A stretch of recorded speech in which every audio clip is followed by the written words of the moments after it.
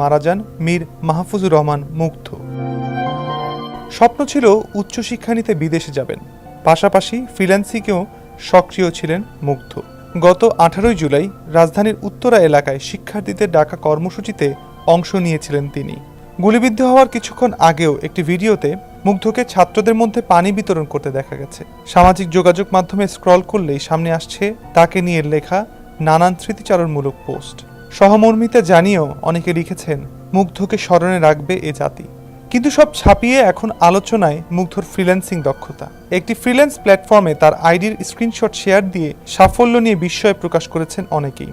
ওই আইডিতে দেখা যাচ্ছে মুগ্ধর কাজে খুশি হয়ে 1088 জন ক্লায়েন্ট রিভিউ দিয়েছেন। তার overall rating 5, seller communication level রেটিংও 5, রিকমেন্ড টু আ ফ্রেন্ড এবং সার্ভিস অ্যাজ ডিসক্রাইব রেটিংয়েও 5।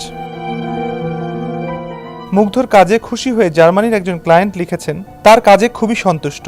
তিনি খুব দ্রুততম সময়ে কাজ করেন এবং যে কোনো সমস্যায় সাহায্য করেন। সত্যি তার কাছ থেকে কাজ করিয়ে নেওয়ার জন্য সুপারিশ করছি, ধন্যবাদ।